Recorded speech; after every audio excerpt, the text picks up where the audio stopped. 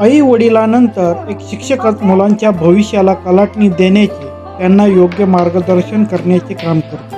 परंतु शिक्षिकाच भांडायला लागल्या तर मुलांच्या भविष्याचे काय? सोशल मीडियावर रोज लाखो व्हिडिओ व्हायरल होत असतात. कधी मजेशीर तर कधी चित्रविचित्र व्हिडिओ आपल्याला पाहायला मिळतात. याशिवाय भांडणाचे देखील अनेक व्हिडिओ सतत व्हायरल होत असतात. सध्या असाच एक शिक्षकांच्या भांडणाचा व्हिडिओ सोशल मीडियावर तुफान व्हायरल होत आहे. या व्हिडिओने अनेकांना प्रश्न पडला आहे की मुलांना शाळेत शिकायला पाठवायचे का नाही.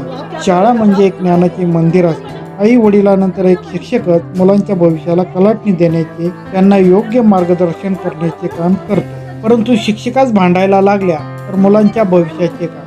सध्या व्हायरल होत असलेल्या व्हिडिओमध्ये 2 शिक्षकांची जोरदार भांडणे सुरू आहे. व्हिडिओत दिसत असल्याप्रमाणे शाळेच्या प्राध्यापक आणि महिला ग्रंथपाल मध्ये फ्री स्टाईल हाणामारी सुरू आहे. विद्यार्थ्यांसमोरचा हा सर्व प्रकार सुरू आहे.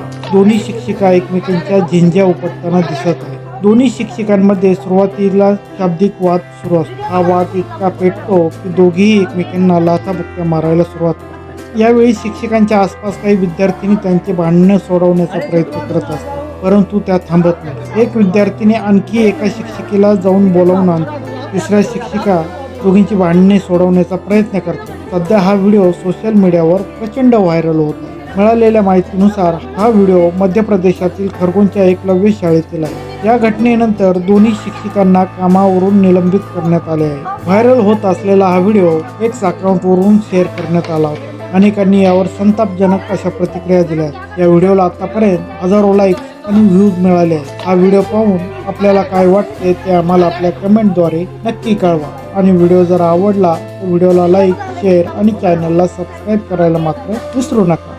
धन्यवाद.